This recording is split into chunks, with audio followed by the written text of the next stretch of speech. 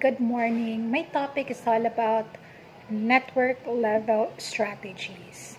But before I proceed, allow me first to share a story with you about Stacey King and Michael Jordan. As we all know, Michael Jordan is really a very famous basketball player. Chicago Bulls rookie Stacey King scored 1 point in a game, while Michael Jordan scored 69 points. According to the rookie, or according to Stacey King, he will really never forget this night because it is a game where Michael Jordan and him, Stacey King, combined to get a score of 70.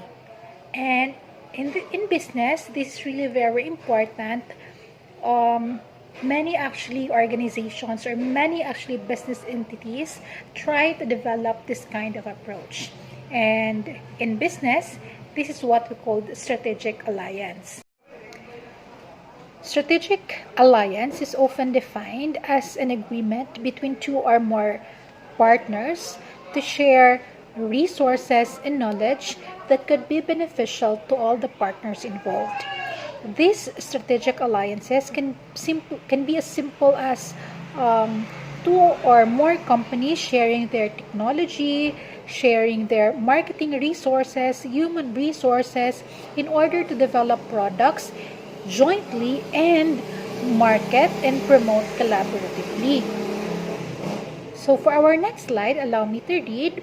Strategic alliances can allow an exchange of tangible assets or intangible capabilities of the firms, such as, for example, knowledge, skills, financial capital, technical capabilities, managerial capabilities, and other intangible assets, such as firm reputation. The story I just gave a while ago about Michael Jordan and Stacey King is really a good example of a team working together. Well, that is also the same, or that strategy is also very much applicable in business. Well, as what the saying always goes, that no man is an island, it is also good in business that we practice to work with others. One of the best advantages of having strategic alliance is brand recognition because many people chose to have franchising, for example, instead of putting up their own business because they are very much ensured that the product has been patronized. So the strength of using strategic alliance as a vehicle of growth is that this approach can rapidly take advantage of the brand recognition of several multinational organizations. Marketing costs can be spread over a larger base, making the effort more efficient and effective through gains in economies of scale. Many of the problems of labor and management expertise are minimized by this growth strategy, as are the problems associated with multicultural differences so often encountered when firms seek to expand into new areas of the world. Despite having a lot or numerous benefits or advantages, well, strategic alliances also have its disadvantages. Alliances provide, yes, it provides opportunities to learn new things, to learn new strategies, to learn new technologies and other resources. Well, alliances can also create potential danger, especially when a partner becomes a competitor. A very good example of strategic alliance is franchising. For its meaning, allow me to read.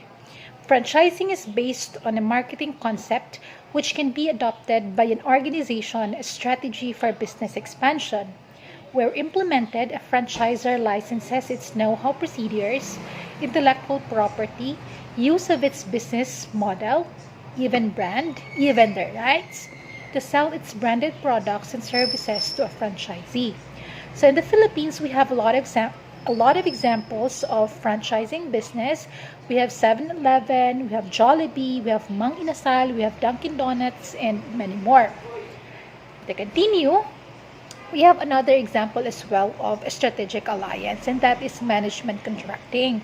Well, this is very much common to hotel and tourism management companies. No, it's also very common in the Philippines. What's good about this is that it requires less capital or um, a little capital. So that's also the good side of having management contract. For the meaning of the management contract, it is an arrangement under which operational control of an enterprise is vested by contract in a separate enterprise that performs the necessary managerial functions in return or for a fee. Okay, for our next topic, we have the term joint venture. To crystallize the difference between joint venture and strategic alliance, it is really worthwhile to compare and contrast the differences of the two terms. When I talk about strategic alliance, you can actually seal the deal with no more than shake hand. And in strategic alliance, you can actually think of two separate entities. But of course, with joint venture, it should really be binded with contract, and then with joint venture, um, a new entity is formed. So that's the difference between joint venture and strategic alliance. Well, just like also strategic alliance, in joint venture, there is really a potential for your company to grow more because you will have more resources, greater capacity, and many, many more advantages. In this very dynamic environment, strategy formation is a very difficult task. Our next topic is all about competition versus cooperation. During my college years, I have learned that if you cannot compete, then join them. Okay. Organization works in an environment that demands relationships among the organizations. Basically, there are two types of relationships. First is to compete with other, or second is to cooperate with others. First option give us a win-loss situation, while other give us a win-win solution. Both of them have merits and demerits. While competition and cooperation both are parallel activities to manage the network level strategies. In the current scenario, cooperation is also considered as the tool to compete with partners by making strategic compromises.